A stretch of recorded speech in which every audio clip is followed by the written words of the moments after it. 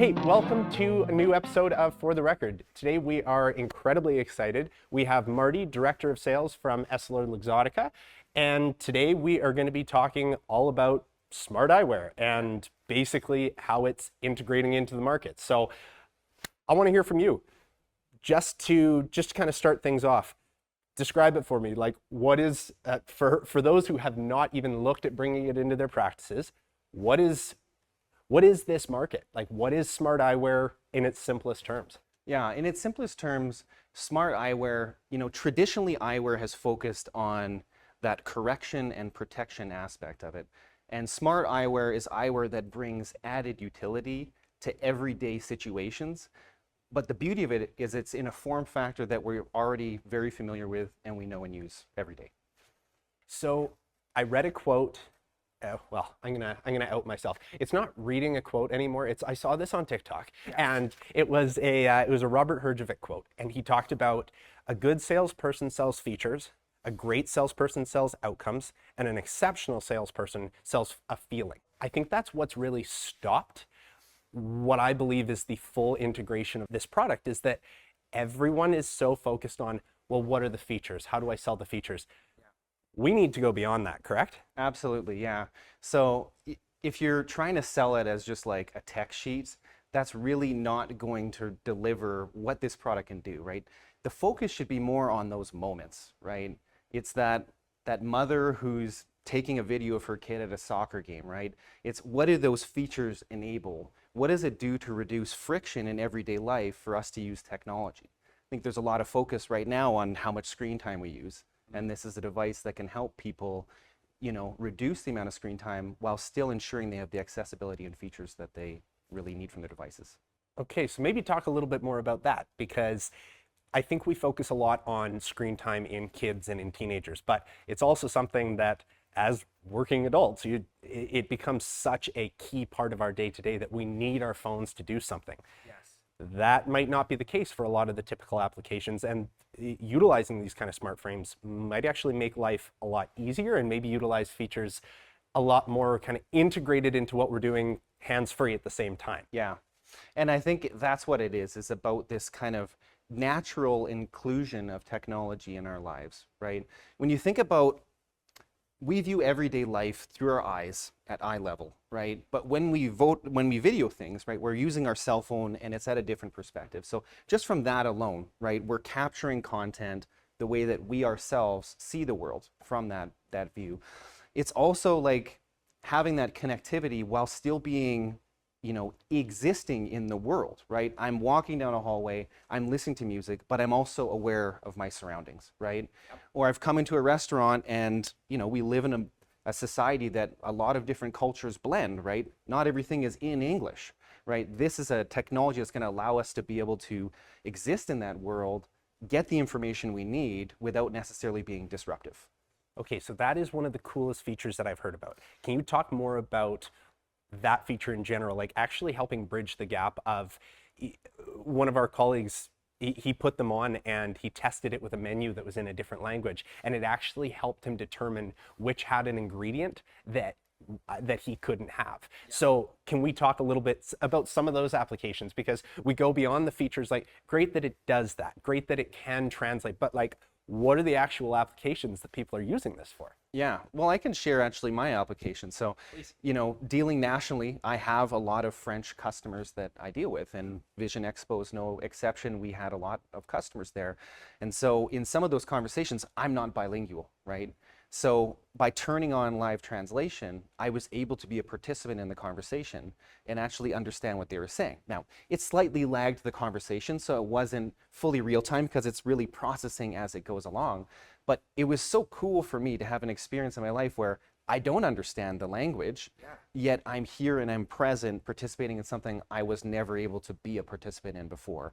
So that really helps. If you're traveling to another country, I remember on our honeymoon, we went to Guatemala and we don't speak a lick of Spanish. Yeah. And I remember ordering this paella and my wife got sick. And if I had known what was on the menu, I wouldn't have ordered this product. Right. But, it's too little too late for that anyway, so yeah. So to clarify, when you were actually talking to people at Vision Expo and there was a language barrier, Yes. that wasn't something you were reading. That was actually the conversation that you were having, that you were able Correct. to use. Yeah, so it was speaking into my ears what they were saying. Wow. And so it was enabling me just to have that comprehension and cognition of what was coming in. And sometimes those are situations where I sit kind of twiddling my thumbs and trying to pick up a few pieces that I learned in grade 6 French. But this was really closing the loop completely for me. So I even see the translation of having to pull your phone or tablet or computer into the mix where you don't have to now. And I think one of the biggest objections that, if I talk to my dad, who isn't necessarily a huge integrator of tech or as quickly, I believe that when he sees me wearing mine, what he will say is, do we need another place where tech is involved?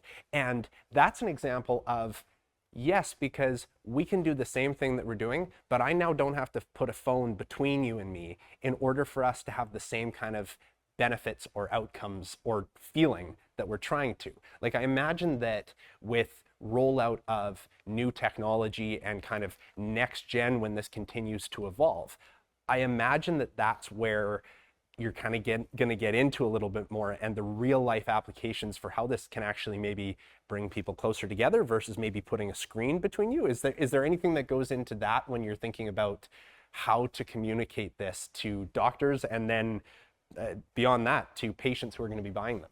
Yeah, I think that's an important point is, you want that technology to really integrate into your life where it becomes part of the routine and not necessarily something that is novel, right? Mm-hmm. And so the use case applications for it are only continuing to grow as the AI software gets more intelligent, right? But you talk about that presence and being in the moment, and I think that is what's so important is, back to that example of somebody watching their kids' sports, or when I watch my kids' sports, it's very easy for me to take a recording of that and still feel like I'm observing it. And I feel like there's a lot of times where I've seen those Christmas concerts through a screen instead of through my eyes, right? Yep. So it also, to your point, it increases the connection with the people you're dealing with, right? Now all of a sudden you're still the priority, but I'm accessing this information that is helpful for me, right? So it allows me to stay present, stay connected, yet still have the accessibility that I would need. So I think connectivity is that really important word. And from a marketing standpoint, I think of that as such a buzzword because that's taking it from features to outcomes and to feeling. And funny enough, before we came in here, because I get questions every day about how AI is impacting just daily life. How's it summarizing things? And so now I try and lean into it and I go, okay, maybe the way that AI summarizes everything is going to be different than a resource that I find. But I'm always curious to go, if Google says, if I'm using Gemini or if I'm using ChatGPT, what is it saying the summary is? And when I pulled up and I just put in smart frames, one of the things that came up to is AI powering connectivity.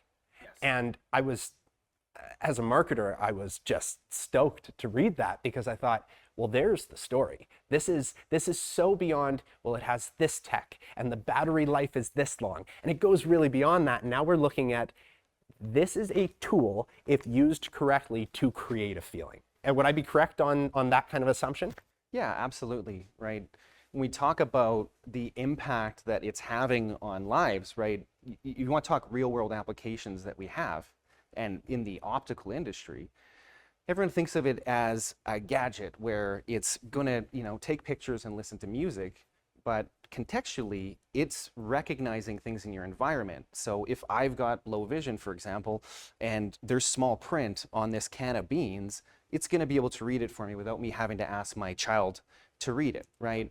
It's also going to help me navigate my environment. It gives, for those who are blind or visually impaired, right? It gives them step-by-step GPS directions, right? Right in your ear, you're present. I could hold my walking assistive device and I can still have all the information I need to navigate this environment. So it really makes it seamless.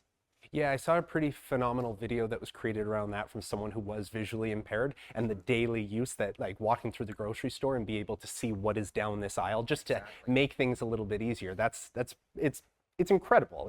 It's something that I mean, if we asked somebody 10 years ago about this, it would have been kind of like, okay, this is the Jetsons here. Like we're not, but no, we are kind of entering this new age. So is that the answer to my big question of why now? Why when I went to Vision Expo and then was at a Kleinman event last week, why are all of these doctors who I consider very much the forefront of what's new in the industry and whatnot, why are they just getting these frames now? Why are people starting to integrate it now versus a few years ago when this really came into the market? Like what is, in your opinion, what's changed? Well, a big part of it is, if you think about a frame in its essence, it's design, right? Initially, the products put technology at the forefront instead of it actually being an accessory as well, right? We now have the styling in it. We have the miniaturization of the technology, and we have the comfort and wearability where it has the battery life to last all day on your face, right? Because at the end of the day, it still performs that function of having corrective lenses for your vision, right?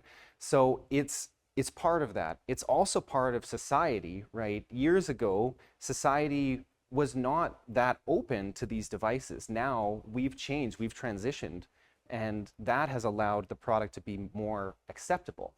The other thing is also the advances in the software, right? And that's the biggest thing that impresses me, is as the AI software gets better and better, the use cases improve. And a great example of this is conversation focus, right? It's in early access, and it allows you to essentially hear better in an environment the person that you're talking to. And again, it's seamless. You know, you can have it as a shortcut. So I just press and hold my finger on my right temple. It turns on conversation focus. And now I'm getting more information in the environment than I was through my ears. So for those who don't get to rent out a huge space for us to have a direct conversation, this is something that I think many people, especially those who frequent conferences or holiday parties or things like that, this is something that I know people who need to leave the room at certain points because it is just too overwhelming to have that conversation. This is actually a use case now. 100%. Yeah. I don't want to get off of the really cool feature of the fact that now the technology is small enough, or is basically applicable enough that we can integrate design back into it. I think of growing up, I loved skiing and snowboarding, and we all used to be like the guys that or wanted to be like the guys that we saw in the ski movies and go, we want to film that, we want to do that. Well, none of us could A, afford the big camera equipment, and B, we weren't going to lug around these massive cameras and lenses to do this. And all of a sudden GoPro came out, and everyone and their dog had a GoPro. Literally, I've seen those dog edits of putting it on the back of the dog, running down. 100%. Yeah, and that all of a sudden it was cool to wear one. It was cool and accessible to have a camera for you. And then all of a sudden, everyone could become the content creators and share these memories with their friends. That's kind of what we're doing in this sense as well, or what the industry is doing to move towards these kind of frames that not only is it accessible, but it's actually kind of cool. Like we're design wise. So what do you see in the industry in terms of kind of from a look and the kind of the visuals of it? How do you feel that this market is expanding to turn this from a wearable tech to cool frames that have this amazing feature within it? Yeah, and I think, you know, you see a divergence in terms of the product evolution, right? So Ray-Ban just released the Ray-Ban Optics product, right? That product is more for the optometric channel, right? It's a little thinner, so it's a bit more prescription looking. It has adjustable temples, so you can really adjust the fit. It has adjustable nose pads, so this is really tailored for that audience. When you talk about that sport market, that's where Oakley comes in, rooted in sport, right? And with that Vanguard model they have, it's a big shield, right? The camera is not placed on the sides. The camera is placed right in the middle to capture information, just like you would with a GoPro. It has better water resistance, you know, and I can focus on the features, but this isn't a tech sheet, right? Yeah. It's about the experiences, and again, it's about being seamless. You have my eye protection. I'm able to capture everything. I don't need to screw anything onto my helmet. Right. And at the end of the day, it's already integrated automatically with my phone. So the second I get off that run, it's already here for me to review, right? And not only that, with the AI tools built in, I can edit that content now, and, you know, I can upload directly to my platform right from one, you know, connected app. So it becomes, again, a seamless experience with it. Yeah, it just becomes, with every advancement, it becomes easier to integrate it into our regular daily life. Yeah. So we know why from maybe from a visual kind of a look standpoint or a style standpoint, why it might have been a slow adopter among consumers. It's something that when it's released, it's cool, but I wonder what the next gen is going to be. Yeah. That's the consumer side of things. Let's talk about the people who are actually selling it, which is the optical boutiques and the optometrists. Why do you think that was a slower adoption, and now we're kind of sitting in a place where some doctors might even have them sitting in their back room because they got excited about ordering them, but they simply didn't even know how to market this, how to talk about it. Why do you think there has been that slower adoption, and what do you think is stopping most doctors or optical boutiques from saying, this is something I am putting on my front display, this is my window display to drive people in? Like, what's stopping that? And I think there's a perception that the product is a novelty, right? It's a gadget. There's a perception that the sell-through is going to be slow. What's the demand going to be like? But I think the biggest challenge, and you're hitting on it, is that it's a lack of education and knowledge. We sell things that we are comfortable with. We go to that portion of the board because we know it inside and out, and I can answer any question that comes to me.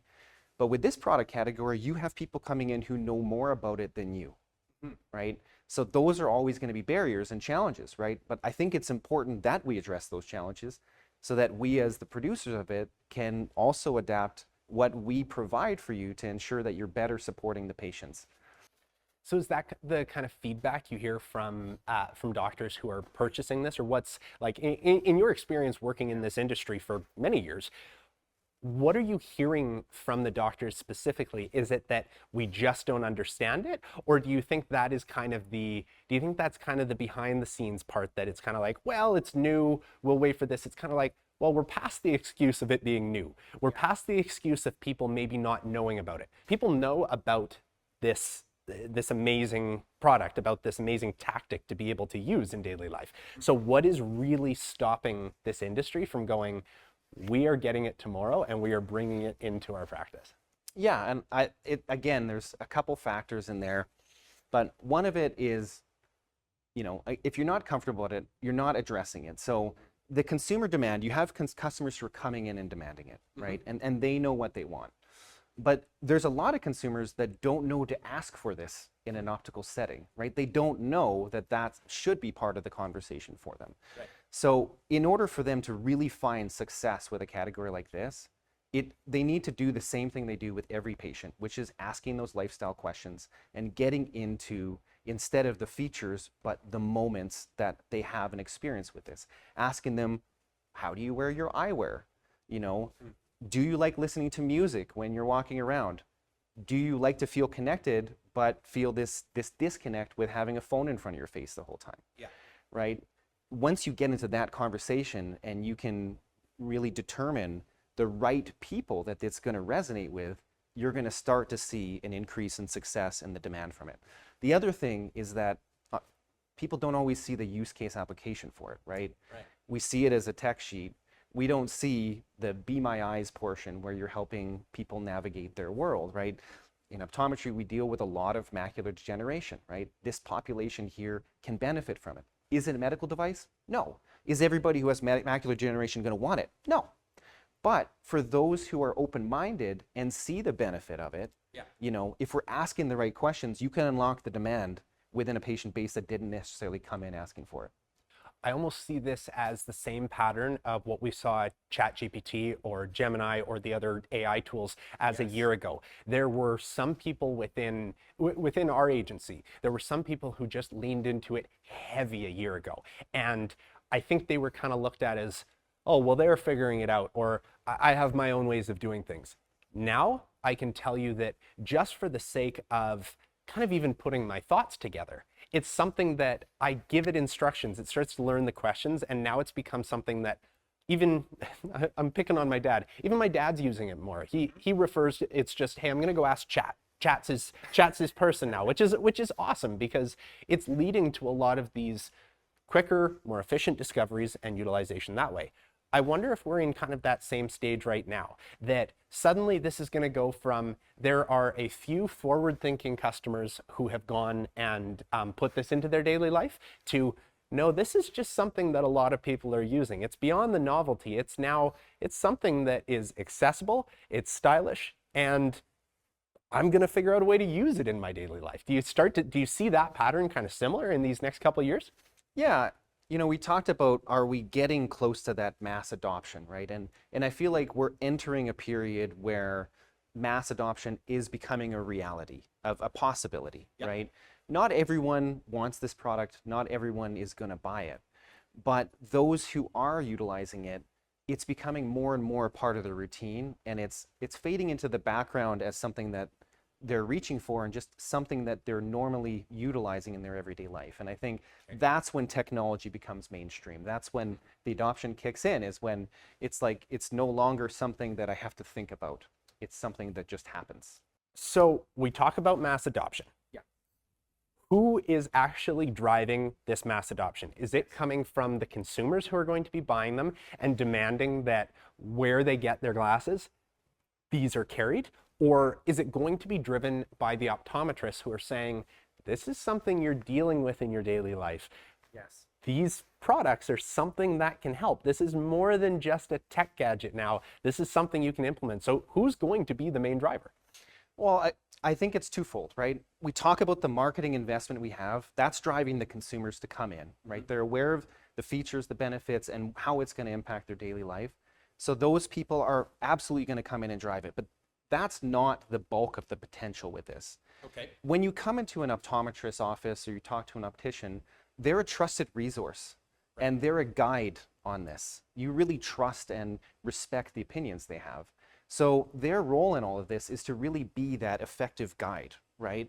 I've seen some practices that, if you're coming in and you're doing that initial evaluation with a patient and they're having a hard time hearing, you just say, here, pop these on, right? And so it's a seamless way. Instead of saying, hey, have you seen these neat gadgets? Put these on. Can you hear me better, right? So there are use cases like that where we're finding you can create the demand as long as you're asking the right questions and utilizing it in the right way. Where it falls apart is if we're trying to assume that everybody who comes in the door is going to be a person who wants this technology, right?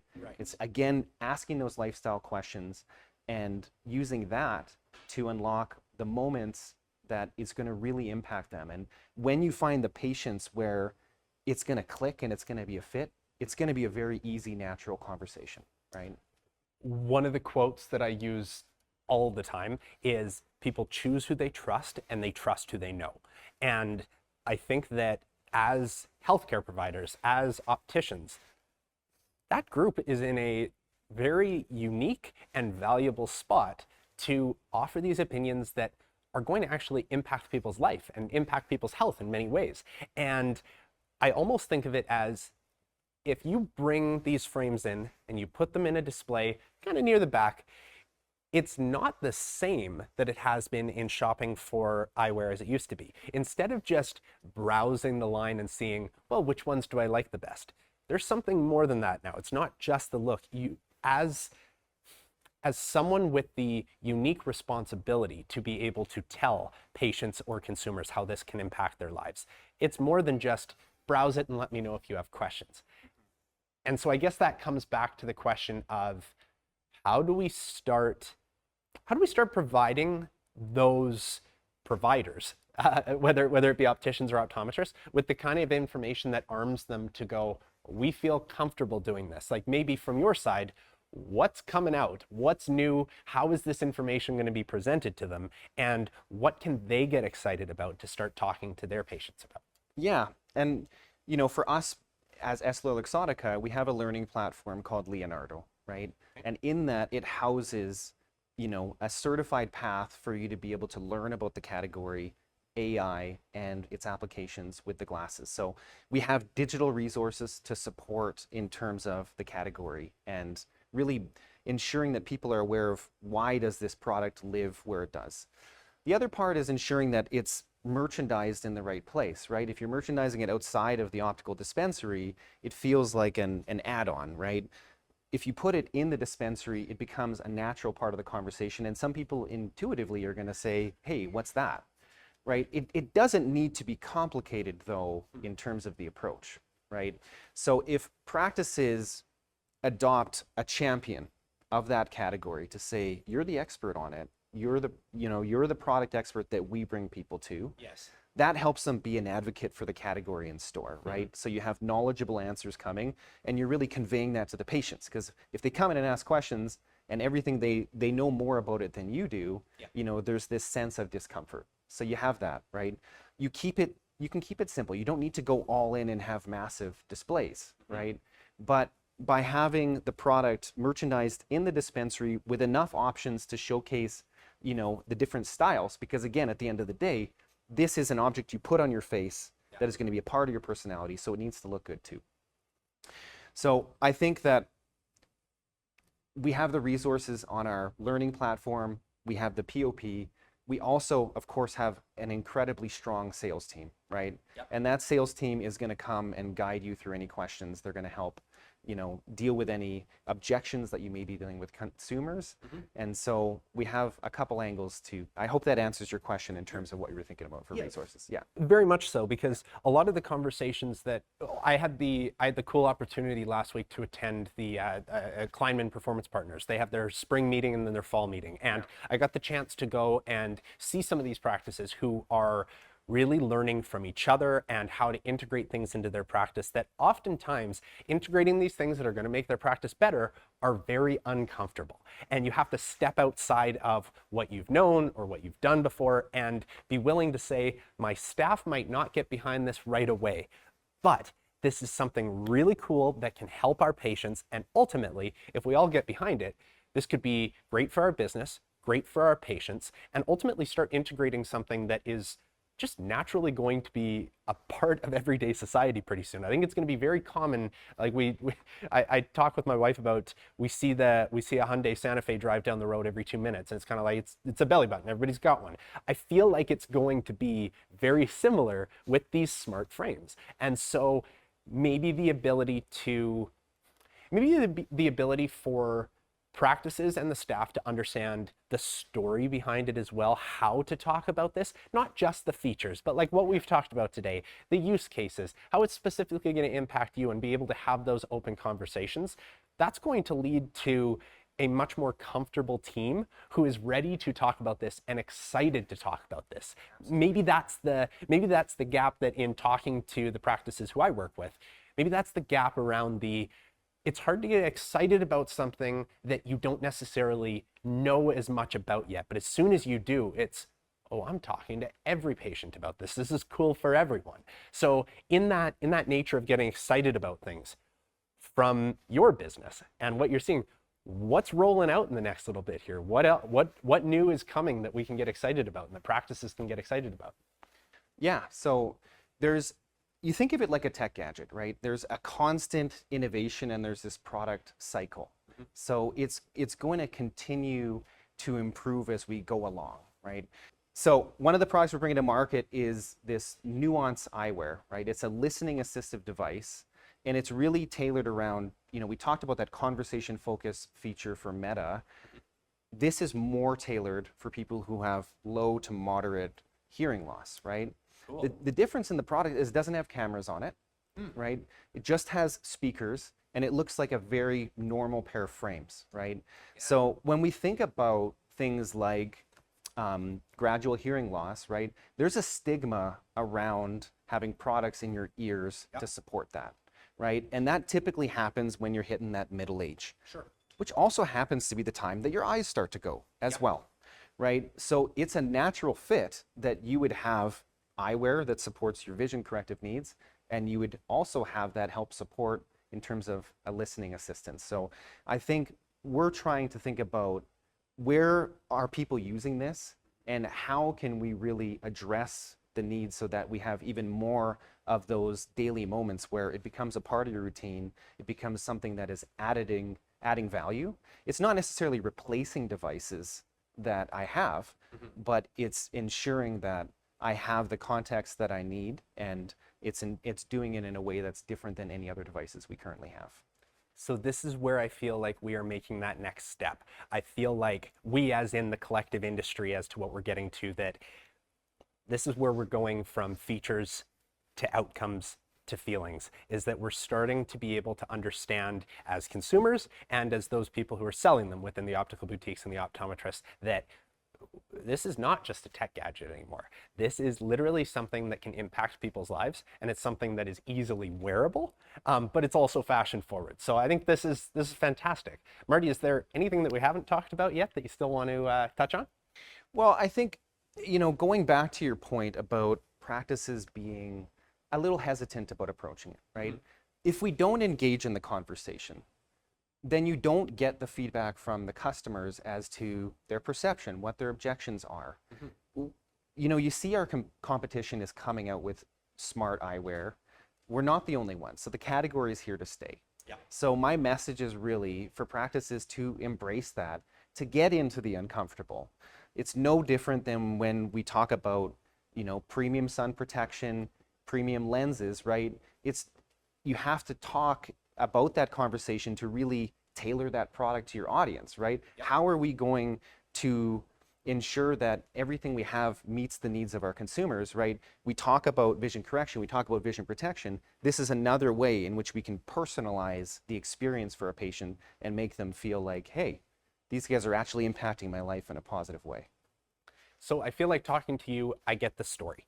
Yeah. And that's the cool thing about what I get to do here is that I get to sit and actually hear from you exactly what that story is and where those benefits and that comes from. And I think that is the biggest gap in the market for the clients and practices that I work with and that work at marketing for ECPs. So what's very cool is that the second half of this episode of our podcast, our team doesn't know it yet, but I'm going to sit down with a few of our very smart marketing team members and we're going to do an instant strategy. I'm the only one right now who knows what product we're going to be talking about, but we're actually going to sit down and talk about how, from a marketing standpoint and utilizing the marketing funnel from awareness to interest to action, how we guide people who aren't even necessarily aware of what we just talked about this today, bring them to the point where they're interested enough to talk to their healthcare professional or their optical boutique about it, and then how to actually implement it into something that patients want to buy and see a benefit in that. So